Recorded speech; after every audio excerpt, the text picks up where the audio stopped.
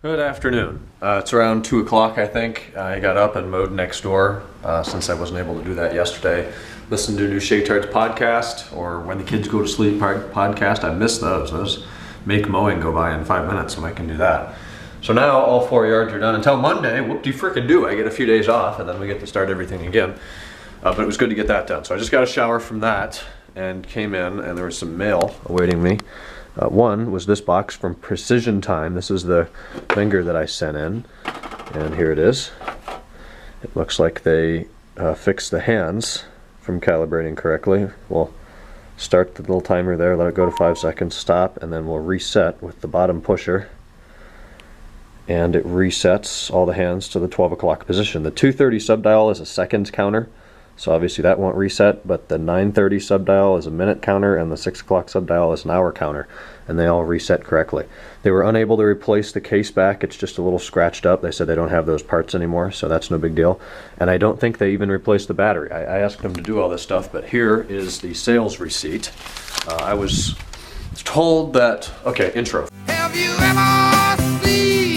I was told that when they got the watch and figured out what it needed, they were going to give me a call with a quote, ask for payment, and how I wanted to proceed. Well, I never got a call. I got a shipping notification that it was on its way back to me the day after they got it. And it took a week to get here from Salt Lake for some reason, but it's here. Does this have an address on it? Not really. Repair hands realigned per owner's manual. There's the instructions. Chrono hands don't reset to 12 o'clock. Look at this. $0. They didn't charge me anything for it. So that's cool. They fixed the main problem it had and sent it back without charging me anything. So all I had to pay was the shipping and insurance, which I think was $12 to get it to Utah. So there's good and bad with that. The good is it's free and it's fixed. I did ask for a new battery and for the case back. The case back isn't a big deal. They don't have it, I understand that. And I don't think they replaced the battery. It's not on the work order. So that's not a huge deal either. It still works, but I just thought while it was in there and opened in a verified repair shop, it would be a good idea to put a new battery in it, being Swiss quartz. They didn't, okay, whatever. If it lasts another year, 5 years, I don't care. I'll just go and have it done in a jewelry store around here. So for free, I'm not gonna complain at all. That's pretty cool that I didn't have to pay to have that fixed. I've been putting that off for a while.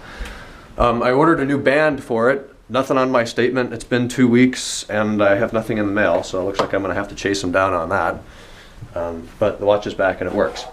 The other piece of mail is from Apple, and this is very interesting. That has an address on it. I'll cover that up. Apple Warranty Settlement Administrator from Providence, Rhode Island. Sent to me. It's got a claim number on it. Now, over the last year, I've gotten these things. If you feel you've been victimized, do this. I just read them and recycled them. I don't have any problems with Apple, at least not that way. So today, you know, I've been hearing about this for a year or two. I get this thing.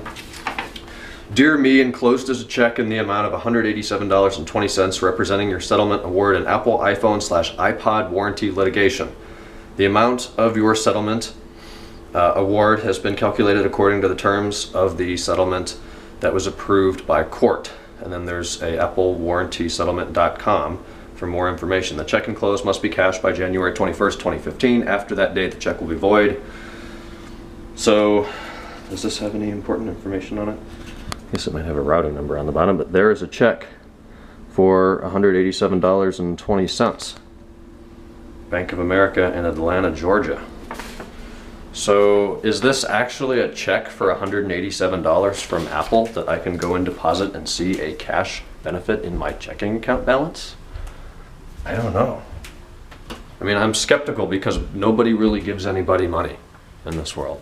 If you want money, you generally have to work pretty hard for it. So, I don't know. I mean, what harm can be done? If I take it to my bank and say, hey, does this work? And they put money in my account in a few days when stuff transfers, I mean, is there a lot of risk in that for me? Probably not. So maybe I'll do a Google search, but I'm thinking I'm just going to head to the bank and hand them a check and see what they say. I don't think I can use the Chase Quick Deposit through the app for that kind of check. But that's cool.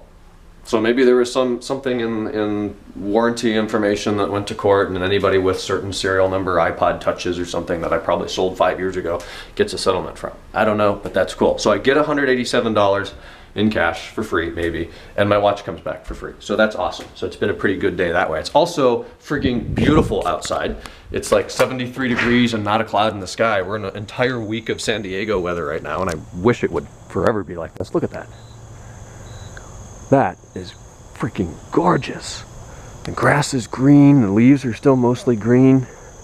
You can hear the crypnets out here. That's nice. That's a good day. So, now what? I have that freaking presentation that's hanging over my head and causing me stress because I haven't really started working on it yet. So I need to prepare an outline and then the speaking notes. And once I get that, I think I'll be able to talk it through and come out with a pretty decent presentation. I took this class online. I have a benefit in making videos and video presentations.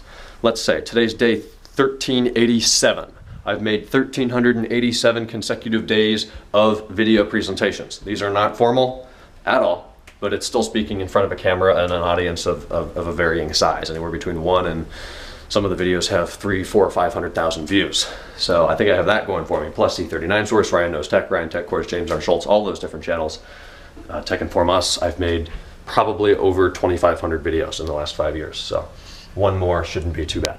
All right, so that's interesting. I sent a picture of this letter to Luke and Joe, and they both looked it up and found out that if you brought an iPhone or iPod to Apple under warranty and they denied service due to supposed liquid damage, fluid damage, water damage, that's what that's about.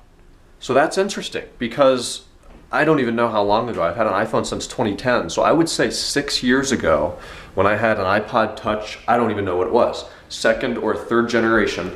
I was out here in the yard, actually right by this little Charlie Brown tree here, moving sprinklers around. And I miscalculated how one of them was going to come around and the sprinkler came and hit me full force right here. This right pocket is where I always keep my iPhone, iPod, whatever I was using at the time. I think I carried an iPod and an iPhone for a while, an iPod and a phone for a while until I had an iPhone. So that iPod Touch got blasted with the sprinkler. I came inside, it still worked, but I powered it off and put it in rice for 2 days. That's the only time I've ever had water in an electronic device. And it worked fine, but there was some hazing under the display and some areas were a little bit more yellow. So I did take it to Apple and they said that it had water damage, but the little, you know, they look in the headphone port to see if it's white or red and it was still white. And I think that's what this settlement's about. So I guess that's legit. That's awesome. I'm glad I took that in. 6 years later, it pays off. So thanks, Joe. Thanks, Luke, for that information. 3 Series. Here's the steering wheel. Wow, is it that dirty? Hold on. Hold on, I'm gonna use my pants. See if that helps. Better? Uh-oh. Yeah, moderately better. All right, here's the 3 steering wheel in this car. So down here, we got the stitching cleaned up fairly well. Leather's a little worn, but not bad. This piece of trim here, I'd say that's a 8, maybe even a 9 out of 10. That one's pretty good. Switch the button panel over from the old wheel. It's fine. The buttons are a little greasy. I could probably clean it up a little better. I haven't. Airbag, reused the original airbag. No problems with that. The worst part of this wheel is up here. You can see it's worn, it's dry, and it's rough. That's why the wheel was cheap. I usually don't hold that part of the wheel. If I ever do put my hands up at 12 o'clock, it's a long road trip on the highway, and I don't move my hands around too much. Down here, soft, smooth, it actually feels pretty good. Here comes my pizza. Z3M. Smoked. Yeah, so we're not used to that one. That's a white E36 Z3M. We'll get a shot of it here. I'll stop back a little shorter at this light. It looks awesome, man. It does. It looks great. 2 people in it. Cool.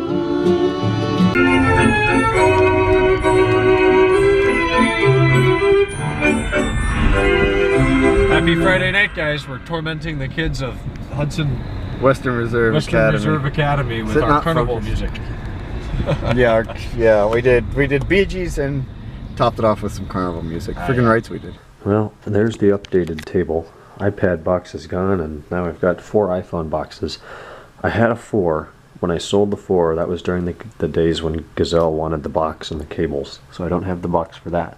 But there's a 4, a 4S, a 5, a 4S, a 5, a 5S, and a 6. And the 6 box is ugly. I don't like what they did with it.